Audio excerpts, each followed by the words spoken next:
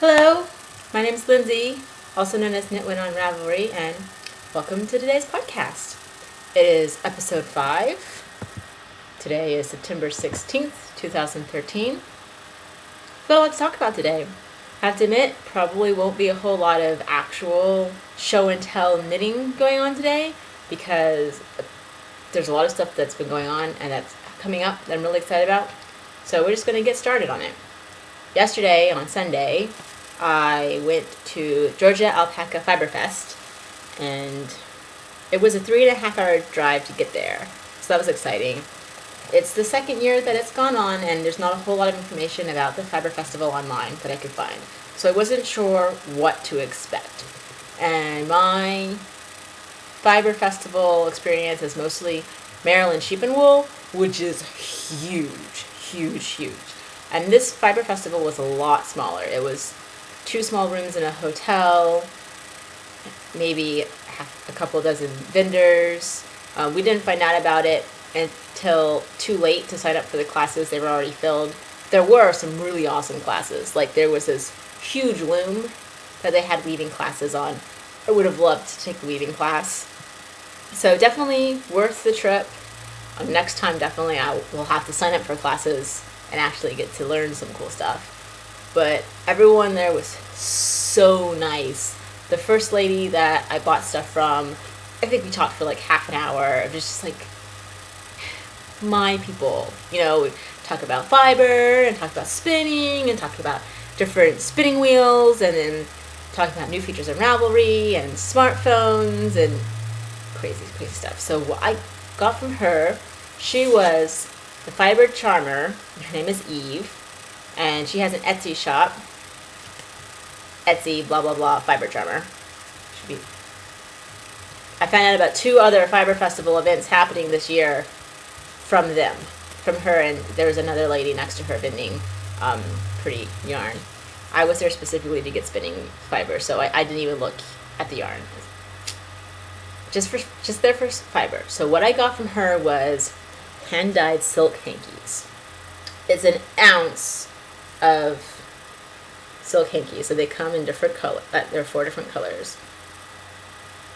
So gorgeous. And I was made sure to ask a lot of questions from all the vendors, and so whenever I got fiber, I always asked how they spun it. So like a lot of the pictures of spinning silk hankies that I've seen on the internet is people will take a corner of the square and spin from the corner. So I asked her, I said, how are silk hankies supposed to be spun? Because I've never spun silk before, and I've definitely never spun silk as a hanky. Oh, I need to vacuum my floor. I've got all these hole punch holes stuck to my fiber. So I never spun it before. I know that some people spin from the corner. And she said what she did was she took the square and poked a hole in the middle and pulled it out into this loop and like pre-drafted it and then cut it and spun it from like basically you're creating like pencil roving that way. So I might try spinning it that way. I think I probably won't spin this for a while because I want to spin it on my support spindle, which right now I'm spinning cotton on. So I want to finish at least 1 ounce of the cotton, and that's taking a long time. But it's so pretty and I can't wait to spin it. And she let us play around with a piece. So she took this was 1 layer, and it started out that size, and like I've been drafting, just playing with this in the car on the way home for 3.5 hours, and it's just like, oh my gosh, just draft it, and it's a really long staple length. So I'm looking forward to spinning that. And then the vendor next to that booth had this big loom, but when we first were there, the loom was actually in a classroom, and he was like, come back at noon, I'll have the loom and you can like practice using it and I'll give you a little demo. So we went and talked to all the other vendors. There was a lady who had her drum carder there and she was doing drum carding demos. She was really sweet. We didn't get anything from her, but she had these Rolags, and she had sold out of all her Rolags for 1 color. And she's like, if you don't like this color, I can make more right now. You can pick the color you want. That would have been cool. But we were on super budget because we're saving money for the shop hop a few weeks from now. So we're just only buying like small things. So we passed, but it was very tempting. She was very lovely. There was another vendor selling handmade yarn bowls. They knew someone who did ceramics, and they had all the regular. They have a yarn store in Alabama, and they had the Cricut loom, which is what I want to get next year. Is the Cricut loom. They tried to talk me into buying one now. I'm like, I got my wheel last month. I cannot buy something else big for a while. I have to wait. It was an Alpaca Fiber Festival, so we did want to make sure to buy some alpaca. There was one vendor who had really amazing alpaca. It was so nice, but it was over my budget. So what I got was these 2 balls. Each of these are half of an ounce, and they were really cheap. It was $2.50 each. And the reason being, the lady who dyed it wasn't there, but her friend was there, and she told us the reason they were so low priced was because these were over dyed, and they weren't over dyed, they were overcooked, so they're a bit fried, and they're not as like nice as they could have been. So we got this, and then she's like, I want you to know what a really nice alpaca would have been like if it wasn't over dyed. So we also got this. I also got this small little bag of other alpaca, and they're all like coordinating colors, and it's just a sample because the alpaca that I had before and I spun, I hated because it still had all of the wiry hair in it, and so I feel like this is going to be much nicer to spin. And the lady who was there was spinning on an Ashford traditional. It was very beautiful, and she was spinning Angora rabbit from her pet bunny. Now I want an Angora bunny because that was so soft. And she had a giant Ziploc bag, and she said it was like 2 months worth of fiber from her bunny. What? I wanted it. And the only other thing that I got was, this is an ounce of scrap silk from this vendor. She was also very nice. She had a whole bunch of spinning wheels, and I was like asking her which one was her favorite, and she liked the Magic Craft Little Gem. One of my things that I did, I asked everyone how to spin the fiber that I was buying, and then if someone had a wheel that they were spinning on or that was nearby, I'd try to guess what it was. Most of them I recognized on site. I recognized the Magic Craft wheel on site, and some of them I'd never seen before. I was like, what's that? I thought I knew about all the cool wheels. So I asked her which one was her favorite, and that was her favorite. So it was cool to get like all the spinners have a different favorite wheel, and it was cool. So she's the spinning seahorse, and she also has an Etsy shop, the spinning seahorse. And it was so cool. Most of her stuff, and she has a whole bunch of different types of fiber. So I got silk, but she also had different types of wool, and a lot of her colorways were like seafoam greens, and like her setup for her vending space had all these like sea inspired like knits, and she had a seashell and a starfish, and she had a piece of driftwood, and it was super cool. I did not get a sea foam colored fiber because I got her junk silk. It was $5 for an ounce, and this is super soft. I don't know if you can see with the light, but it's all these different colors. So I got some pinks and some yellow and some of this like fawn brown all mixed up. And what I think I'm going to do, the other silk I'm going to spin on my drop spindle, but this stuff, I don't know where I put it. I still have 4 ounces of white wool somewhere. It's in the living room. So I think what I'm going to do is I'm going to spin that white wool normal, and then just like spin this together, like draft the two together, and like spin like randomly this ounce of silk into my 4 ounces of the white wool. It'll be kind of like my first attempt at art yarn because all the cool kids are doing it, so why not? I think that'll be neat. And like, I don't feel like dyeing any more white yarn right now, and spinning white is going to be weird, and it's not like I can get a whole lot of usable yarn out of an ounce of, I mean, I could try to spin lace weight, but no. So that's my goal for that. That's my plan for this. And I really wish I had more time to spin because I'm almost done with my second bobbin of the Max for Malia's new to you spin along, and I'm planning on doing 3 bobbins and then doing a traditional 3-ply. So I'm almost 2/3 of the way done. But after I finish that 8-ounce sample, I have 4 ounces of BFL that I want to spin for the Fat Squirrel Squirreled Away cowl, and it will count for both cows. So I probably won't have time to spin anything else for the spin along, but I've never spun silk, so I could totally do this with the wool for the spin along as well, because I've never spun silk and I've never spun art yarn. So that could be a fiber that's new to me and a technique that's new to me. I don't know if I'll have enough time to spin. Like that would be a pound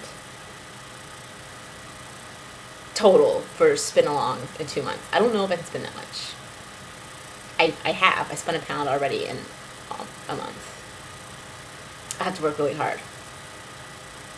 But in addition to spinning, I'm going to have a lot of knitting going on in the future.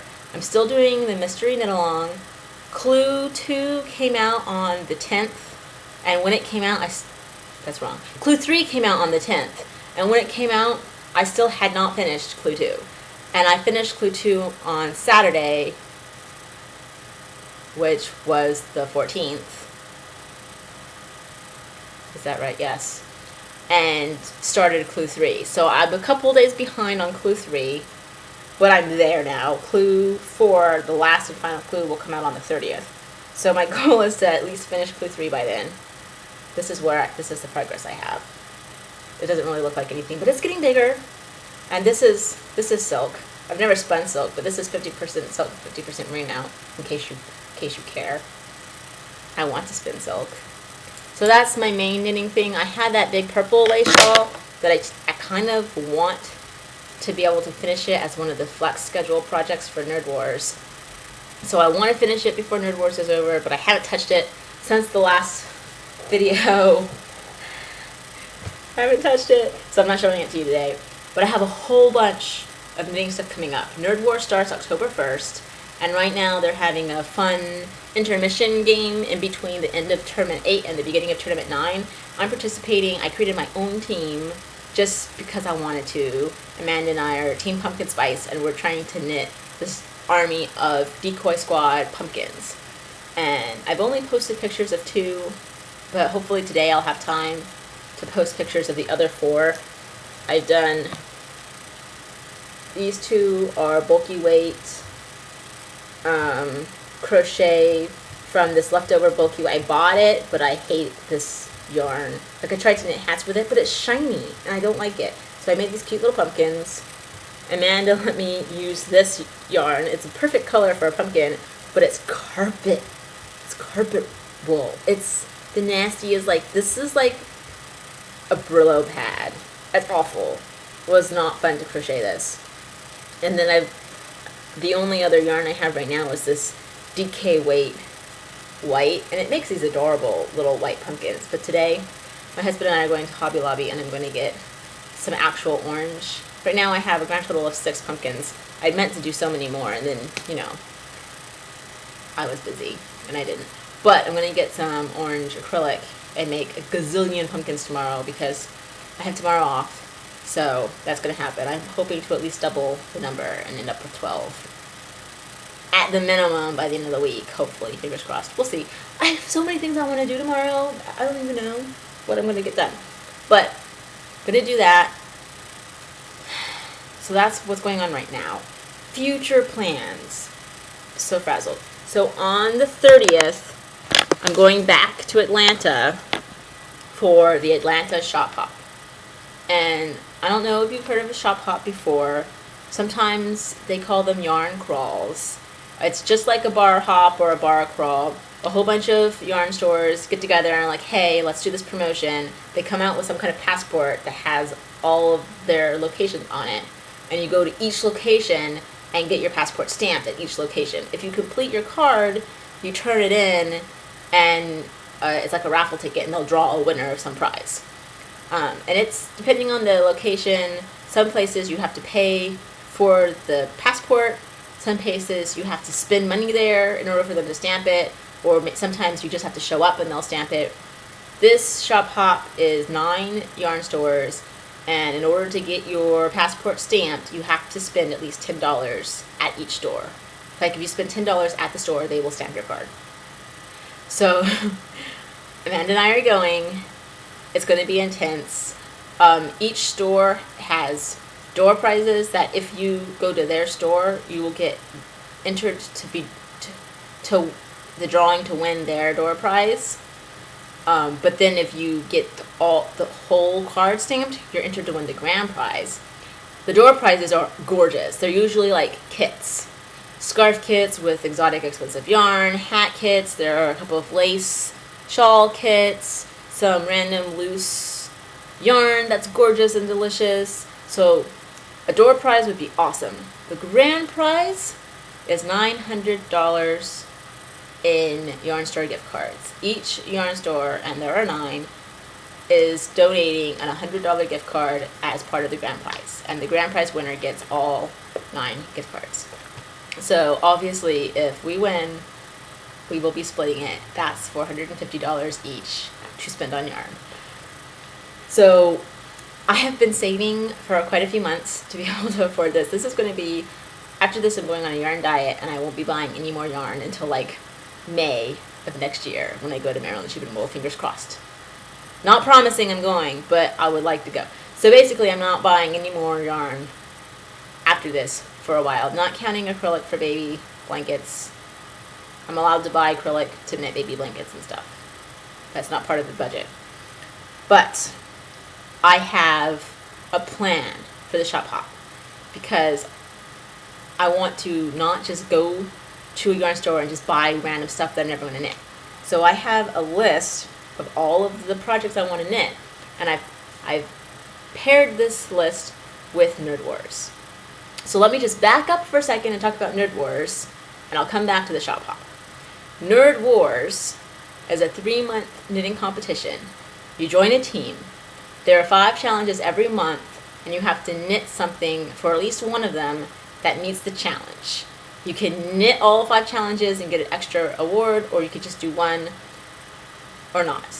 It's a team game. Team with the highest number of points at the end wins. You earn points based on completing projects, and if you can link your project to your team's theme, you get extra points. There's a dissertation project, which is a project that is supposed to take all 3 months to knit, and it's worth gazillions of points if you finish it. It's an intense game. Obviously, each challenge is like a subject. So, for instance, one of the challenges in the past was cartography, and your knitting / crochet / spinning / weaving project had to in some way link with cartography. And you could be as creative about it as you wanted. So what I did for Nerd Wars was I came up with a list of projects that I wanted to knit that could potentially fall into a future challenge, because we don't know what the challenges are.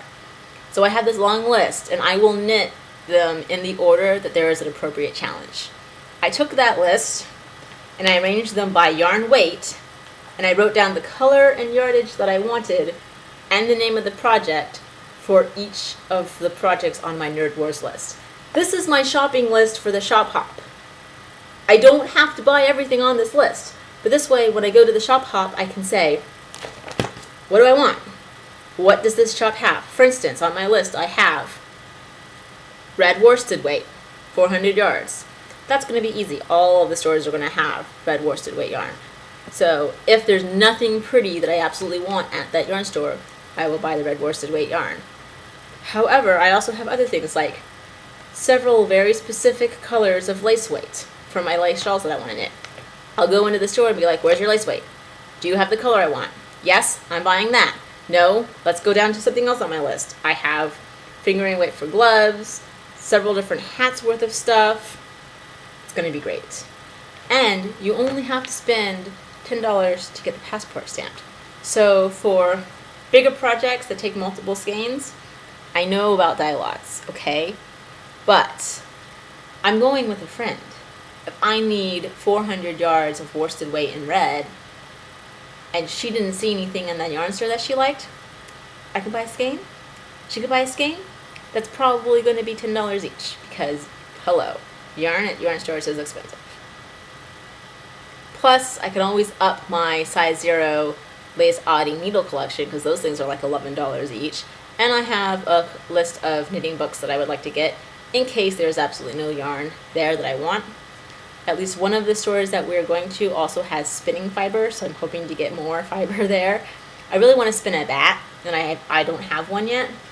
They had some bats for sale at the fiber festival that I went to, but they were only 2 ounces each, and I didn't think they were that special. I don't know.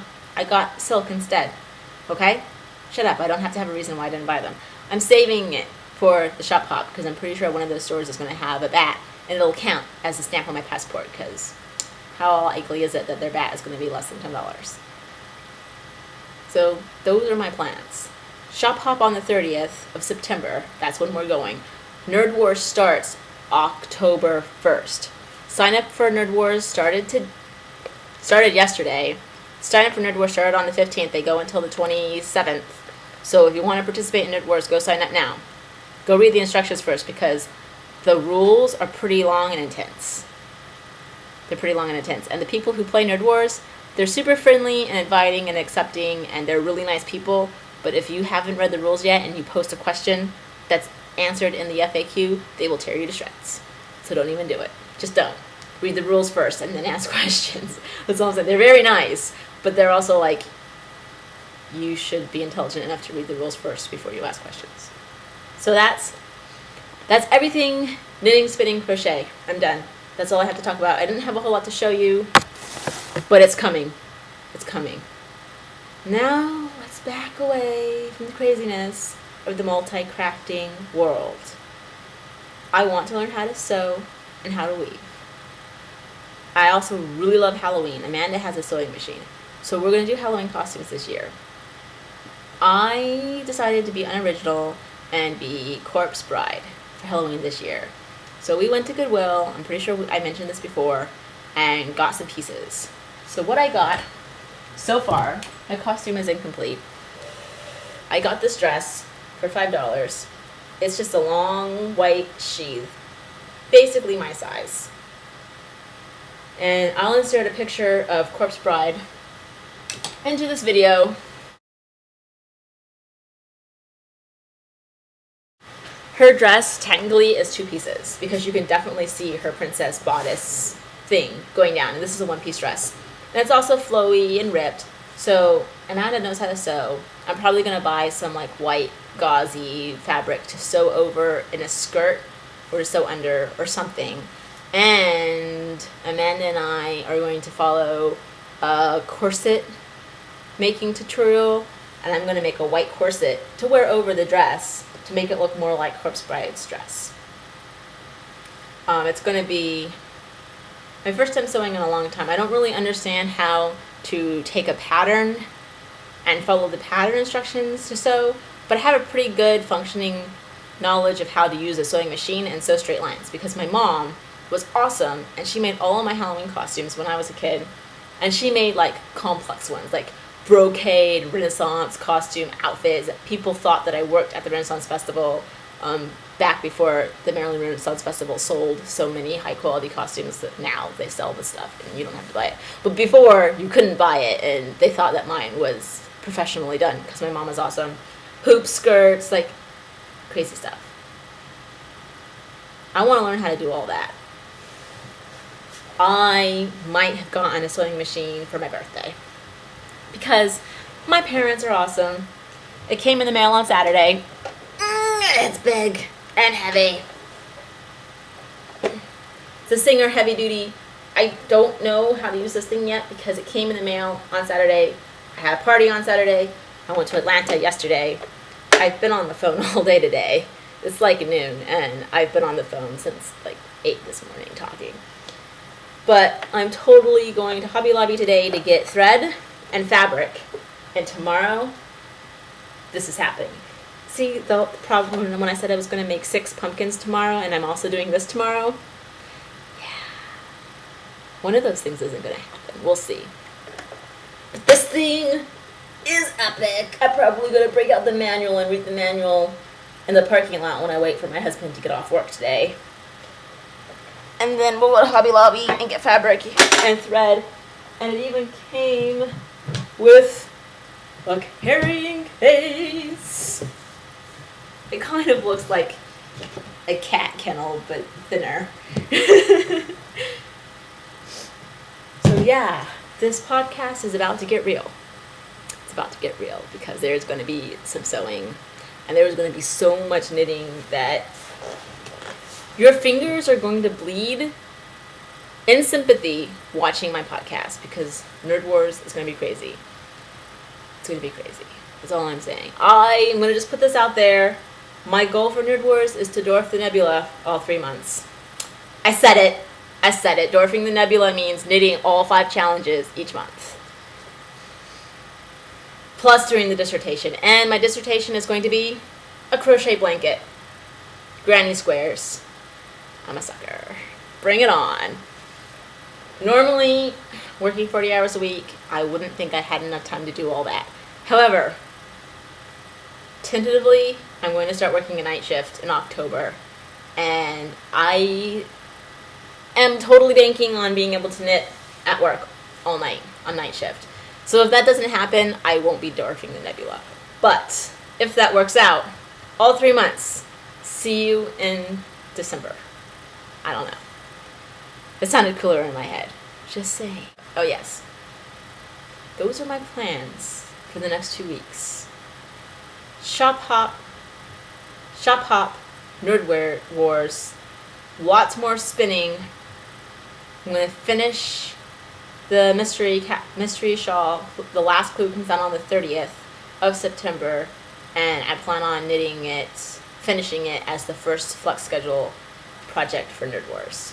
It'll be done in October. So I'll move on to bigger, better things. So that's my plan. I'm going to have so much stuff to show you next time I do my video because it will be until after Shop Hop. Stay tuned. Bye.